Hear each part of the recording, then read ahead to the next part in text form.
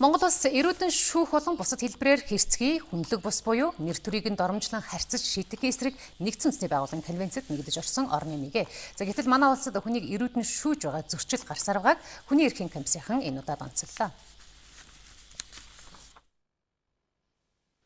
Хүний халдшгүй дархан байх эрхийн эсрэг ноцтой зөрчил болох эрүүдэн шүүх ажиллагаатай холбоотой гомдол хүний эрхийн комиссэд ирдэг гомдлуудын 80-аас 90 орчим хувийг эзэлдэг байна. Даалд нууц байдлаар үйлдэгцээр байгаа эрүү шүүлтийг дасан зогсоохоор олон байгууллага хамтарч байна. Эрүү шүүлтгтээ зэрэг бид нар нөгөө л нэг манжи үеийн тэр юмыг ойлгоод байдаг шүү. Одоо тийм юм бол хаач явах гээд хэлэхэд бараг. Тэгтээ ерөн гомдол бол байн гардаг. Тэгэхээр юм хоёр талтай шүү дээ. Бид нар өнөөдөр ямар зорилго тавьж байгаа нөхтэй зэрэг одоо тийм үрдэн байцаагтыг дарамтсан байна гэдэг бид нотлоо тэгээд яриад байгаа юм биш. Ерөөс ийм хилэм гараад байшгүй гэдгийг өргөлнөөсний гомдлын дагуу энэ мэдээллийн дагуу өнөөдөр бид нар ажиллаа ярьж байгаа. Эрүү шүүлтийг хэрхэн үгүй болгох вэ гэдэгт олон байгууллагын төлөөлөл саналаа хэлж байна. Сэжигтнийг байцаах өрөө камергүй байдгаас болоод эрүү шүүлттэй холбоотой хэргийг мөрдөн шалгахад хүндрэлтэй байдгийг хэллээ. Яг одоо ял шийтгэл авсан цагдаагийн албаа агч байт юм.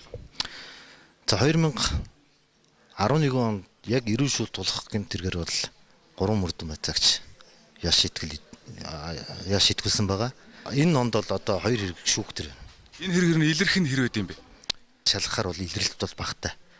Учир нь гэвэл ерөөсөө эрүү шүүлт тулах асуудал бол ерөөсөө мөрдөн байцаагч болон хэрэг хөтлөгч мөрдөн байцаагч болон хэрэг шалгаж байгаа хүний зөвхөн 2 хүний дунд бас асуудал. Гэрчлэгдэх ер нь юм уу хөндлөнгөөс нотлогдох боломж бага байдаг. Мөрдөн байцаагч цагдаагийн албан хаагчид сэжигтнийг зодож нүдэх элдв аргаар тамлаж байгаа бол үүнийг эрүү шүүлт гэж ойлгож болно. Гэхдээ бас орчин үед шууд ус хэлбэрээр буюу хүн амьдрахын аргагүй хэцүү нөхцөлд хорж цагдаж байгааг эрүү шүүлт гэж үзэж байгааг хэлж байлаа. Хорхоо оруудын нөхцөл энэ одоо муу гэсэн ийм шаардлага тавьж байгаа. За энэ юухээр одоо цагдуурх байрны одоо зориултаар ашиглаад 40-50 жил болчихсон.